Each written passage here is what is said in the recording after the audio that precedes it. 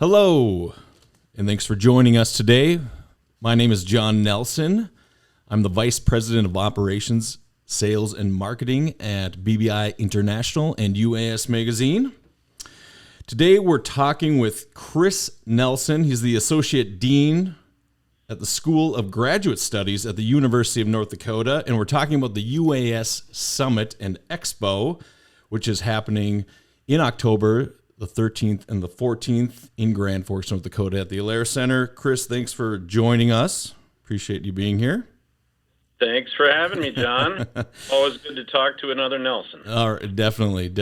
It's great. Nelson's everywhere. So we have, you're kind of leading a section of the agenda that, that really focuses on the workforce and students. It's titled Accelerate to Industry, a discussion of workforce opportunities in higher education in the UAS sector.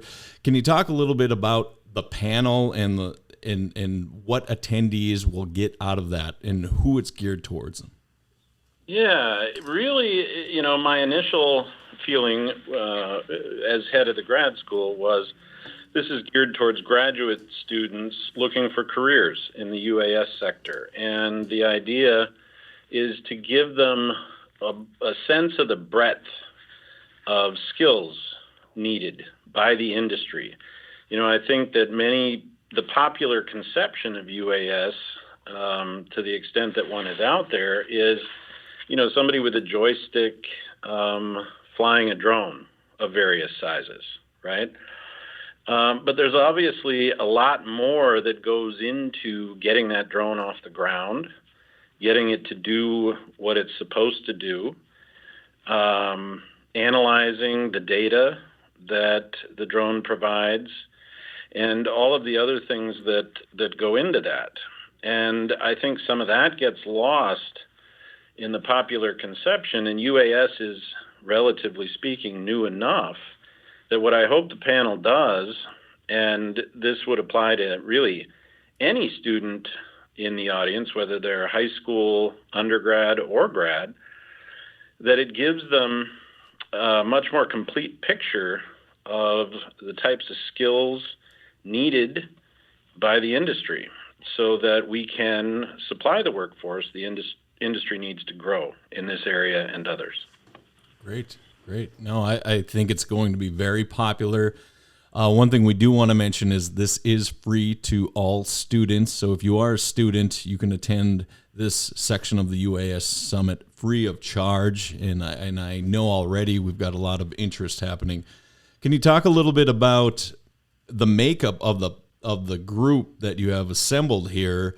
And there's a lot of different when you look at the companies or the organizations that are gathered, you've got a whole, as you said, breadth of parts of the industry, whether that's from a commercial standpoint, whether it's from a government standpoint, you've kind of got the whole scope, small, large, UAS. Can you talk a little bit about how you brought this group together? Yeah, I think you hit the nail on the head, John.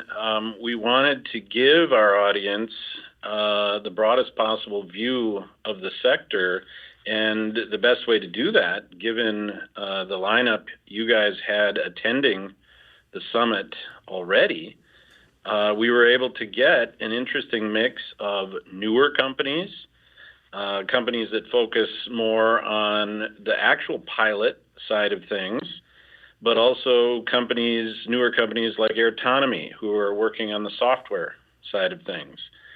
As you mentioned, we also have government contractors like Northrop Grumman. We have beyond visual line of sight companies, and having that breadth enables each one of them to speak to somewhat different things in terms of what their company does, what the skills are, and the degree backgrounds that they most need. And not only now, but these companies are well positioned at the forefront of this wave, you might say, of UAS development, and therefore are well positioned to speak to the future directions of UAS as well. And, we wanted Mark Askelson from RISE, more on the academic side of things, to talk about the opportunities for students to do research that can contribute to those future directions. Great. Yes. And again, we're chatting with Chris Nelson. He's the Associate Dean at the School of Graduate Studies at the University of North Dakota. We're talking about the panel that he is really spearheading here called Accelerate to Industry, a discussion of workforce opportunities and higher education in the UAS sector. And you kind of started to go down the path I was going to ask, of the question I was going to ask next, which had to do with the higher education portion and the research. So is it really saying, hey, if you want to keep studying, in this industry, the opportunities are there to do the research that's needed? Is that Yes. kind of what, if you're a student and you're going, well, maybe I want to keep studying, or I'm just trying to put myself in the shoes of a student who's attending this and they're going, oh, I didn't realize I could keep, studying, higher education. There's really two prongs here, John. One is the programs that we have that are some of the earliest entries, as it were, in the sector, in the country. In UAS, you can get a master's in systems engineering focused on UAS here, for example.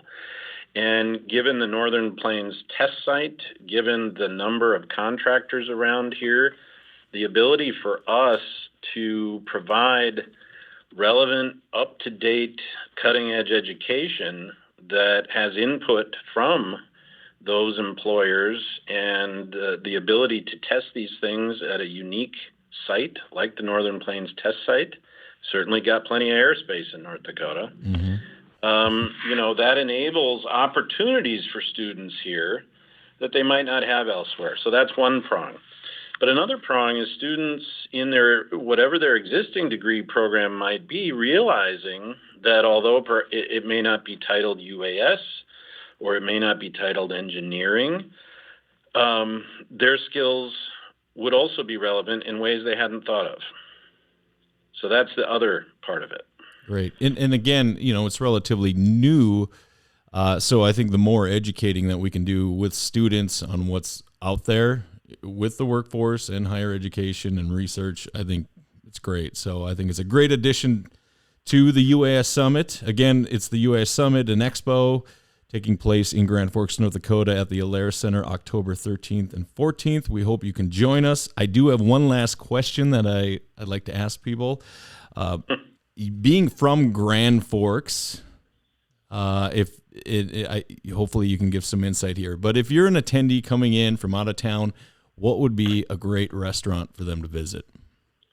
Well, interesting question, John. So, and my answer, we have a brand new Gershman Graduate Center on campus. I want to put a plug out there for it. Okay. It was built with a very generous donation by Hal and Kathy Gershman, in addition to some funds from the state of North Dakota. And I'm mentioning that because Hal Gershman is about to open a new restaurant in town called Harry's Steakhouse. It should be open a couple weeks prior to, I'm hoping, the summit. And from everything that I've heard, I cannot recommend it highly enough. He's giving it a 1940s feel, modeling it on some of the high-end steakhouses in Chicago and New York, and I'm very excited. Awesome. I think we're excited too. We are downtown and we see that being built, and we've seen it kind of go up all through the summer, and we're excited to get in there as well. So I've heard the exact same thing. From everything I've heard, it's going to be an outstanding restaurant. So I think that's a great choice. So, all right. Well, thanks for joining us and sharing your insight with us, Chris. We look forward to seeing you at the UAS Summit and Expo. Thank you. Likewise. Thanks for having me.